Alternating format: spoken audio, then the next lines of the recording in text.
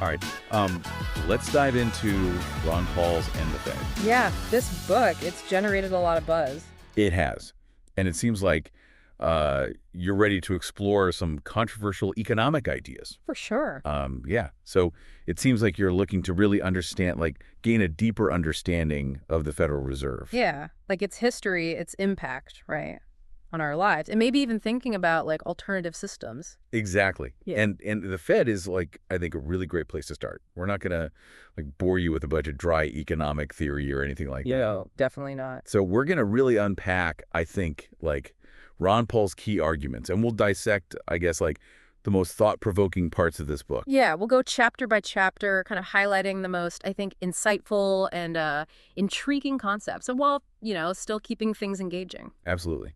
Yeah, so Ron Paul, like, jumps right into the fire, I guess, in the first chapter. Right off the bat. Yeah. It's called The Case for Revolution. And Yeah. He doesn't really mince words. He just flat out states, like, the Federal Reserve is at the root of many of America's economic problems. He argues that the Fed's policies, right, they create these boom and bust cycles that we just keep seeing. Over and over again. And they benefit, ultimately, a select few while leaving everyone else kind of struggling, right, to keep up. For sure. Pretty bold claim. Yeah, absolutely. And he kind of backs it up by comparing the movement to, like, and the Fed to other historical movements, right? Yeah, like other movements that have fought against these centralized banking systems. Right, history. So he's drawing a line, like, from those past struggles to present day. Exactly. And he even quotes Thomas Paine, Oh, wow. who, as a revolutionary thinker, called paper money the enemy of liberty. Wow. So he uses that quote to kind of, like, show how deeply rooted this fight against centralized financial power really is. So in chapter 2, The Origin and Nature of the Fiat, we, like, kind of go on this historical journey. Yeah, that's a good one. He takes us all the way back to, like, the hyperinflation of the continental dollar Oh, wow, way. during the American Revolution. And then, like, he goes to the gold standard era and eventually, like, to the banking panic of 1907. Yeah, that panic in 1907, that's crucial. It is. Yeah. Why is that? Because it really fueled this, like, urgent demand, right, for a central bank Uh-huh. that could, stabilize the financial system. And this obviously eventually led to the creation of the Federal Reserve, Yeah. right, in 1913. Right. With the Federal Reserve Act. Exactly. But then Paul throws a curveball. A little bit of a twist. He does. He argues that, like, the creation of the Fed, it wasn't really about stability Right. or, like, serving the public good.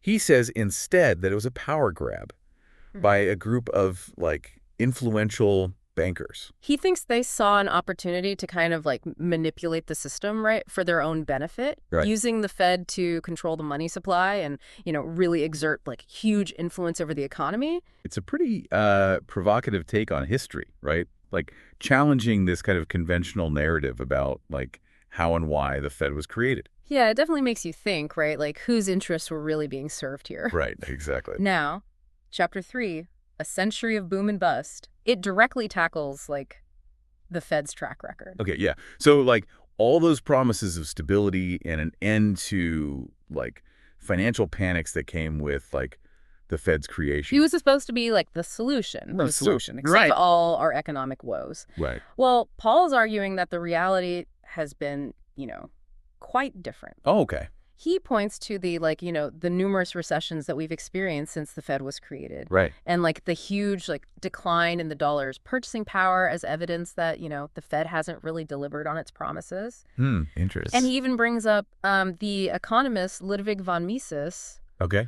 who warned way back, like in 1912, that central banks would actually worsen business cycles No. by distorting interest rates and encouraging something called malinvestment. Malinvestment. So what is that? So malinvestment, basically, it's when, like, resources are poured into projects that, wouldn't be profitable Oh. or sustainable under normal market conditions. I see. These projects only appear viable because of, like, the artificially low interest rates Right. Yeah. that are created by, central bank intervention. So instead of, like, smoothing out, economic bumps, Yeah.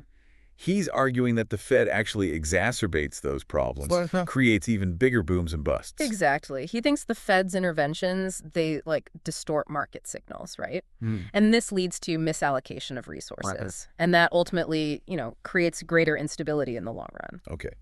So things get a little more personal, I guess, in Chapter 4. Early lessons in sound money. Yeah, he gets a little personal. He does. He shares his own childhood experiences that, shaped his understanding of money Right. and its value. Yeah, he talks about, things like collecting pennies, working on his family's dairy farm. Huh. And even how he learned about inflation through the dilution of milk. Yeah, that's kind of a creative analogy. Yeah, it's pretty creative, right? Yeah. So it really, I think, brings those economic concepts down to earth. Right. Makes them relatable, even humorous sometimes. Right. And he even weaves in this story about a 1909 penny Okay. that he purchased from his father. A penny that's significantly appreciated in value over time. Yeah, that's a great way to illustrate the concepts, right, of scarcity and value appreciation. Absolutely. He contrasts this tangible asset, a penny with inherent value, with fiat currency. Right. Which is, essentially government issued money that isn't backed by a commodity like gold. Exactly. So in Chapter 5, War, Peace, and the Fed, Paul explores this connection between the Federal Reserve, war, and inflation. Yeah. It's a connection I think a lot of people don't immediately think about. Right. But yeah, it has some pretty profound implications. Oh, absolutely. Yeah. He dives into the history of price controls, during wartime, and he draws on his own memories of, rationing. Oh, wow. During World War II. Wow. He argues that, the Fed's ability to just create money out of thin air allows governments to wage wars that they couldn't otherwise afford. Right. So, it's kind of like this system where the government can print money to finance their military adventures. Right. And, they're shifting the cost of war onto everyday citizens through inflation. It's a sobering thought. It is. Yeah, it makes you question, the true cost of war. Right. And who ultimately bears the burden. Absolutely. Who pays the price? Right. Exactly. So in Chapter 6, The Search for Sound Money, we follow Ron Paul's personal journey as he kind of grapples with these complex economic ideas. It's fascinating to see how his views, evolved over time. Yeah. Influenced by different thinkers and his own experiences. Yeah, he talks about reading Ayn Rand, a very prominent libertarian philosopher, Right. and how her ideas about individual freedom and limited government, resonated with him. Right. He also talks about his time on the Gold Commission in the 1980s, this group tasked with exploring the idea of returning the U.S. to a gold standard. It's interesting to see those intellectual clashes play out. Yeah. And how they kind of shape Paul's own convictions about, the importance of sound money. Right, which essentially means a monetary system that is stable, Right. predictable, and resistant to manipulation. Right, exactly. So then Chapter 7, Conversations with Bernanke. This is where it gets a little spicy. Yeah, he doesn't really pull any punches.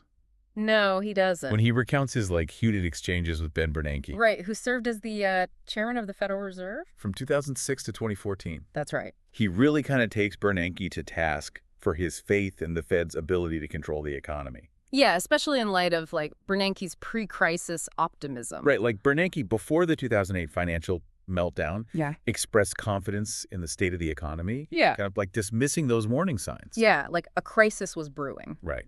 So Paul sees this as evidence of a fundamental disconnect from reality, right? And this dangerous overconfidence in the power of central banking to steer the economy.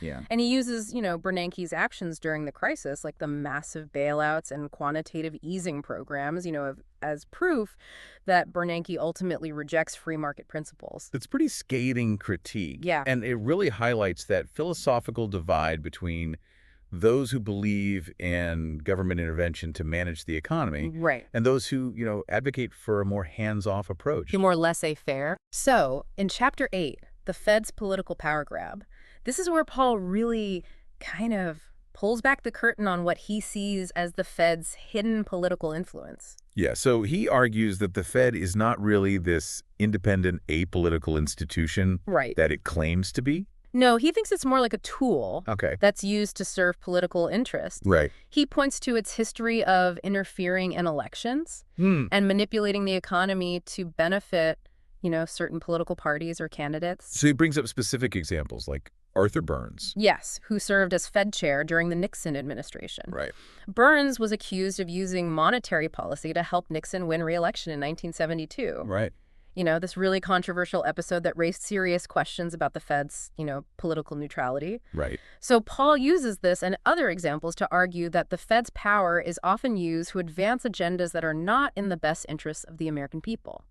That's a pretty unsettling thought. It is. It makes you wonder how much control unelected officials at the Fed really have. Right, over our lives and our economic well-being. Exactly. Now, fast forward to the 2008 financial meltdown. Right. In Chapter 9, The Current Mess, Paul analyzes the events leading up to that crisis, and he doesn't hold back. Yeah, he lays much of the blame, squarely on the Fed. Right, for inflating that housing bubble. Through its easy credit policies. Yeah. He specifically criticizes Alan Greenspan, who served as Fed chair from 1987 to 2006, Yeah.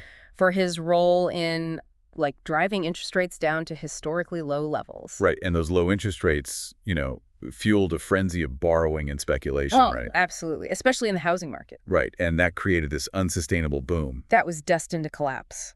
It was. He also brings up the concept of moral hazard, Okay. which is basically a situation where people or institutions, right, Mm-hmm. they're more likely to engage in, risky behavior if they believe that, they'll be bailed out if things go wrong. So that safety net Exactly. kind of promotes risky behavior. Right. So Paul is arguing that the Fed's implicit promise of bailouts, right, for banks and other financial institutions, it created this moral hazard, Right. encouraging reckless lending and investment practices Right. that ultimately contributed to the severity of the crisis. So he sees the 2008 meltdown as a prime example. Yeah, like a cautionary tale Right. of how the Fed's interventions can backfire. Right, creating the very problems they're supposed to prevent. Exactly. So he uses this crisis as a stark reminder Right.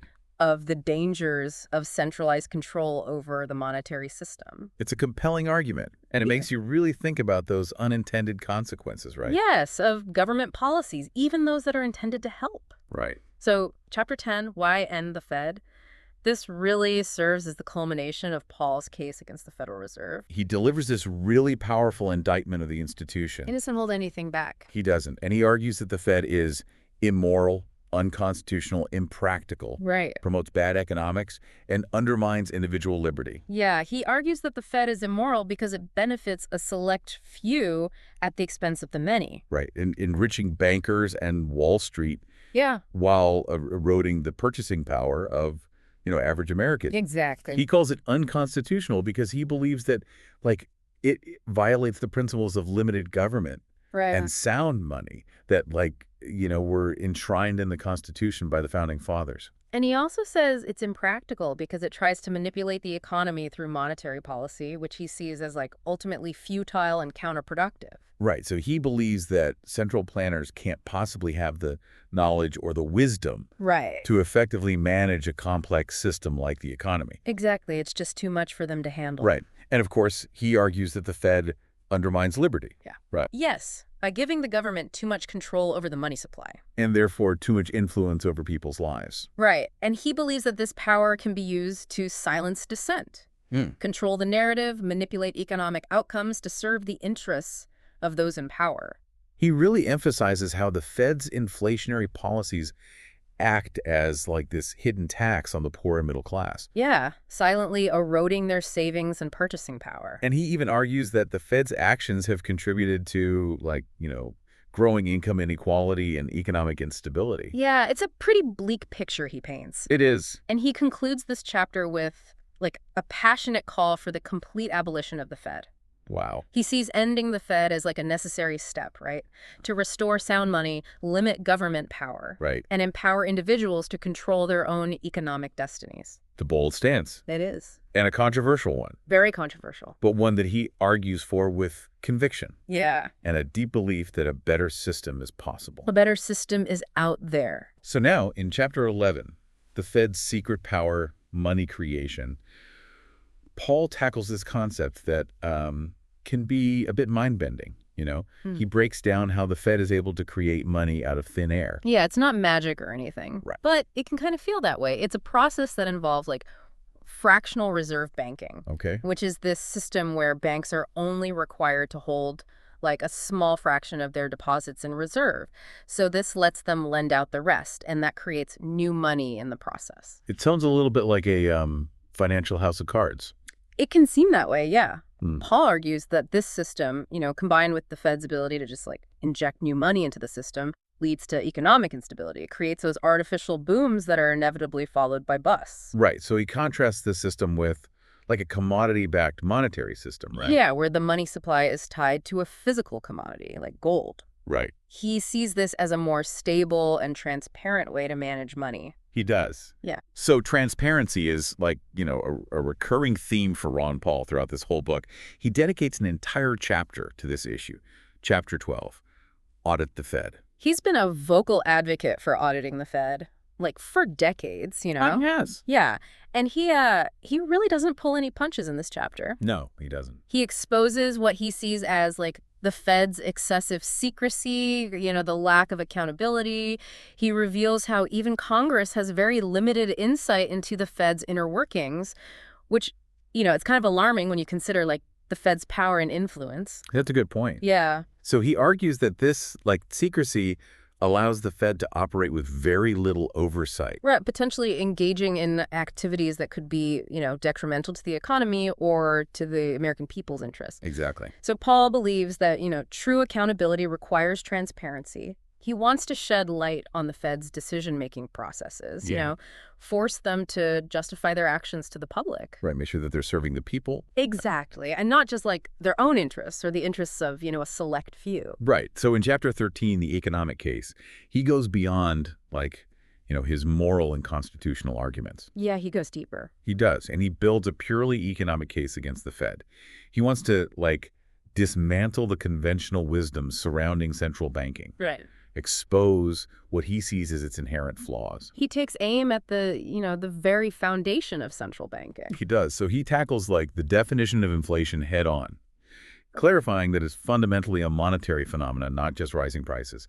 He stresses that it's about the devaluation of money itself, right? A consequence of increasing the money supply. Right. This is huge because it shifts the focus away from those, external factors, like supply chain disruptions or government spending, and places the blame for inflation squarely on the Fed's shoulders. He argues that the Fed's, inflationary policies distort markets, encourage that malinvestment we talked about earlier. Right. And ultimately lead to economic instability. He sees this as, an inevitable consequence of manipulating interest rates. And interfering with those natural forces of supply and demand. Right. Okay, so Chapter 14, Money, Morality, and the Free Market.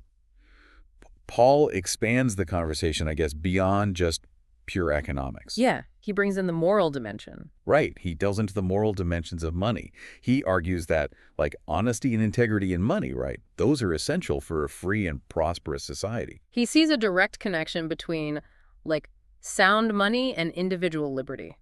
Interesting. Yeah. He thinks a stable, predictable monetary system, it empowers people. Right. And it limits the ability of governments to kind of manipulate the economy for their own ends. So he contrasts the current system of, fiat money with a system grounded in, sound money principles. Right. Where the government's ability to manipulate the currency is restricted. Right. He sees this as, a more ethical and sustainable way to manage money. He does. So finally, Chapter 15, The Way Out. He lays out his vision for a world without the Federal Reserve. Which, it's a pretty, it's a radical proposal. It is a bold idea, one that I think a lot of people will find, unsettling, even frightening. Right. But he addresses those fears head on, right? Right. He argues that abolishing the Fed wouldn't lead to chaos or economic collapse. He believes instead that it would pave the way for a more stable, equitable, and prosperous system. So he envisions this, free banking system.